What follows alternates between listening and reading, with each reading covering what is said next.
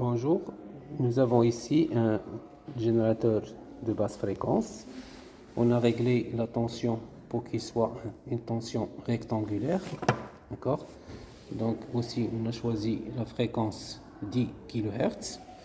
Donc notre générateur il va donner une tension rectangulaire qu'on va considérer, qu'on va visualiser après. Là nous avons un circuit RC auquel on a branché un générateur de basse fréquence de tension rectangulaire. D'accord?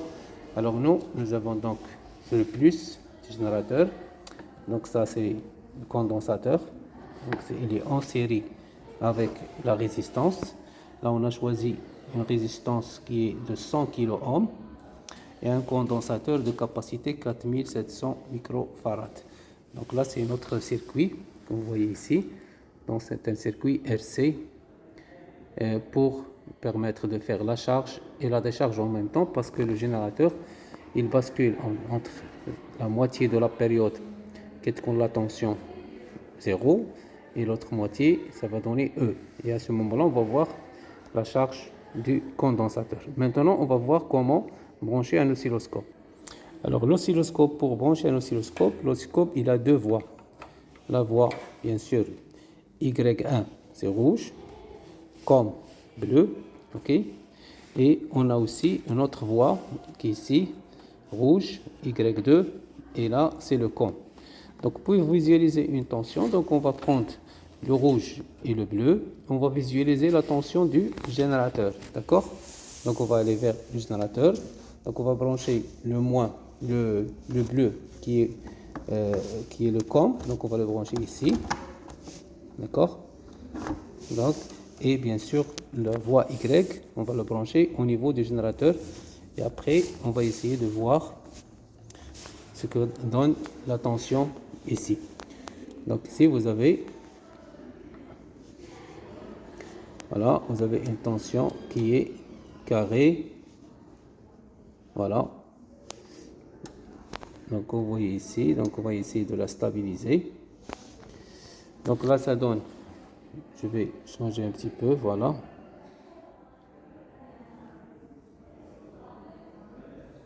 Donc vous avez une tension qui est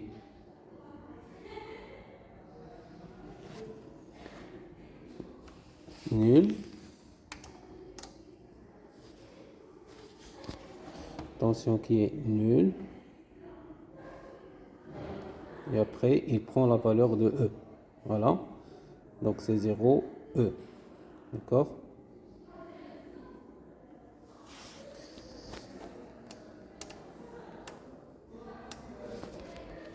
Donc ça, c'est une tension qui est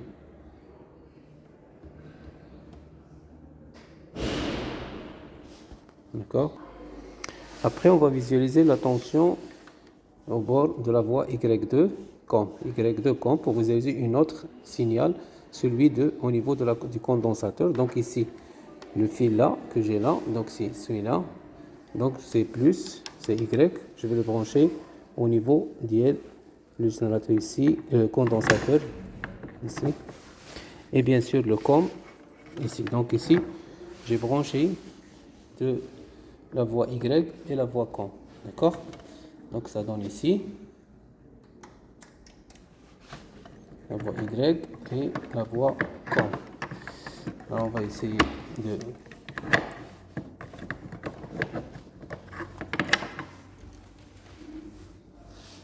alors une fois branché la tension au niveau du condensateur ici, d'accord, on va essayer de voir maintenant au niveau de l'oscilloscope qu'est-ce que ça a donné. Donc ça a donné une tension, voilà, on va essayer de faire monter la tension bien là. Donc là nous avons les deux tensions. Donc on va éliminer celle du générateur, voilà, ça c'est du générateur, donc j'élimine celle du générateur, c'est celle-là qui est en haut, d'accord, regardez bien, ça c'est celle du générateur. Donc je vais le faire descendre, je descends l'autre, ça c'est celle du générateur. Et maintenant je fais monter la tension d'INA et je descends celle du générateur. pour garder juste celle de la tension visualisée au niveau de condensateur. Regardez ici la tension. Nous avons donc une charge, décharge. Donc vous avez une charge et une décharge. On va essayer de... Voilà. Donc vous avez là. Donc ça se voit. Il y a une charge et puis décharge. Bon, tout cela dépend de la résistance que nous utilisons. Alors c'est la résistance que nous avons choisie. Donc la charge avec une résistance R. Donc je peux augmenter la valeur de R en ajoutant une autre résistance en série ou même utiliser un rhéostat. Comme ça, on pourra voir le signal de la tension UC au niveau de la charge. Bon, on va essayer de le stabiliser en se basant sur la valeur de la fréquence aussi.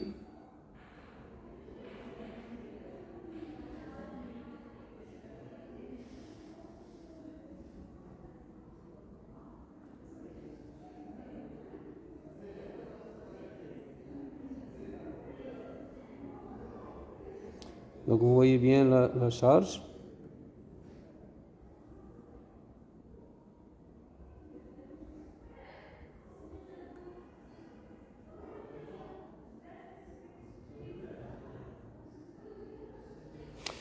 Alors celle qui est en bas, c'est la tension du générateur. Et celle-là, je fais monter en haut.